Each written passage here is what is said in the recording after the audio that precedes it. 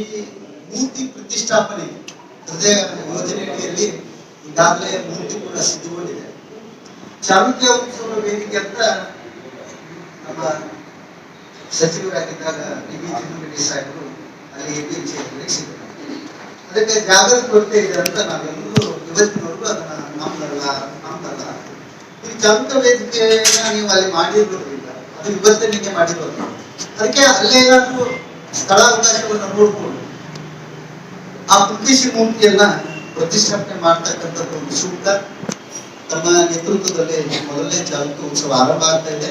ಆ ಉತ್ಸವಕ್ಕೂ ಕೂಡ ಹೆಚ್ಚಿನ ಮೆರಗು ಬರಲಿದೆ ಅಂತ ನನ್ನ ಒಂದು ವೈಯಕ್ತಿಕ ಅಭಿಪ್ರಾಯ.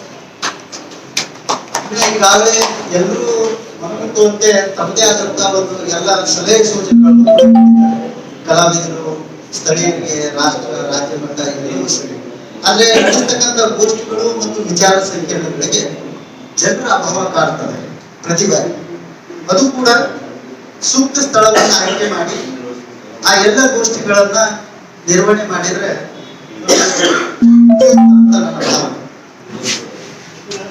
ಚಾಲುಕ್ಯ ಉತ್ಸವಕ್ಕೆ ಮುಖ್ಯವಾಗಿ ನಮಗೆ ಇಮ್ಮಡಿ ಪುಟ್ಟಿಸಿ ಮೂರ್ತಿ ಪ್ರತಿಷ್ಠಾಪನೆ ಆಗಲೇ ಬೇಕು, ಮಾಡಲಿಕ್ಕೆ ಅವಕಾಶ ಇದೆ.